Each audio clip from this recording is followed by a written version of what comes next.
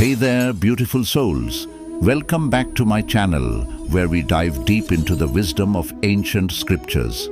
Today, we're going to explore the profound teachings of the Bhagavad-Gita, specifically focusing on chapter 1, shlokas 30 to 35. Shloka 30, Gandivam sransate hastat vakchaiva paridhyate, na cha shaknomyavasthatum bhramtiv cha me manah. Arjuna describes how his limbs are trembling, his mouth is drying up, and his body is burning with anxiety. This shloka portrays his physical and mental distress as he faces the daunting task ahead. Shloka 31, Nimittani cha pashyami vipritani keshav na cha shreyonu pashyami hatva svajana mahave. Arjuna speaks of his confusion and sorrow. He mentions that he sees no good in killing his own kinsmen and beloved friends who are assembled on the battlefield. This shloka highlights Arjuna's moral dilemma and the conflict between his duty as a warrior and his compassion for his family. Shloka 32, Na kankshe vijayam Krishna na cha rajyam sukhanich, kin no rajyan govind kim bhogar jiviten. I do not desire victory, O Krishna, nor kingdom, nor pleasures.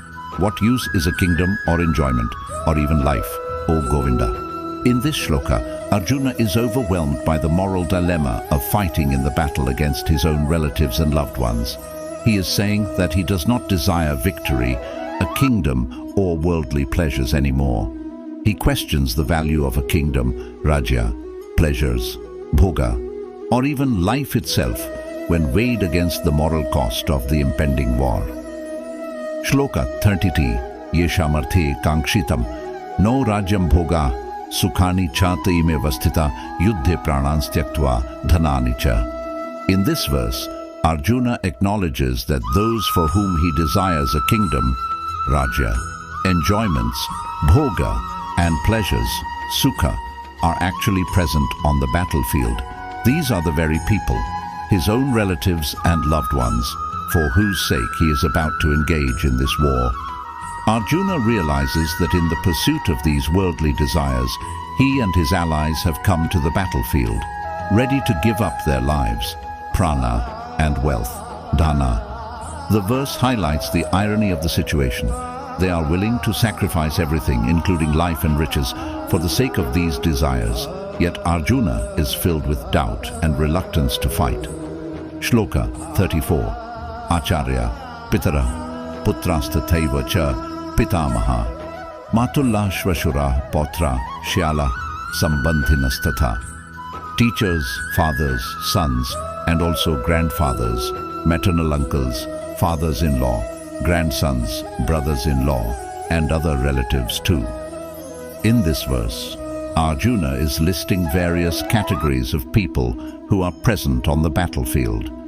He is describing the diverse assembly of warriors who have gathered for the great battle of Kurukshetra. The individuals mentioned include teachers, Acharya, fathers, Pitara, sons, Putra, grandfathers, Pitamaha, maternal uncles, Matula, fathers-in-law, Shvashura, grandsons, Pautra, brothers-in-law, Shyala, other relatives, Sambandhina.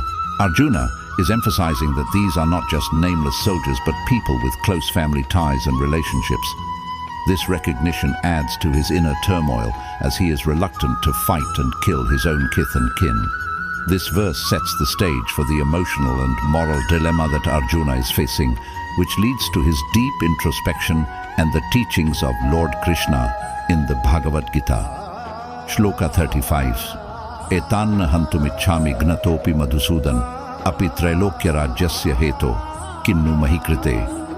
O Madhusudana, another name for Lord Krishna, even though these relatives and dear ones are ready to kill me, I do not wish to kill them, even for the sovereignty of the three worlds. What to speak of worldly gains?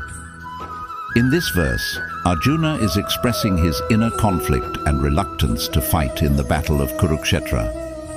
He says that even though his own relatives and loved ones are ready to kill him, Ganatopi, he does not wish to kill them in return. He is willing to forego the opportunity to gain rulership over the three worlds, Trailokya Rajasya, which is a significant temptation, as he believes it's not worth sacrificing his principles and committing the act of killing his own kin. Arjuna's moral dilemma is at the forefront here, and he questions the worth of worldly gains in the face of such a moral crisis. This verse sets the stage for Lord Krishna to provide guidance on duty, dharma, righteousness, and the concept of selfless action in the subsequent chapters of the Bhagavad-Gita.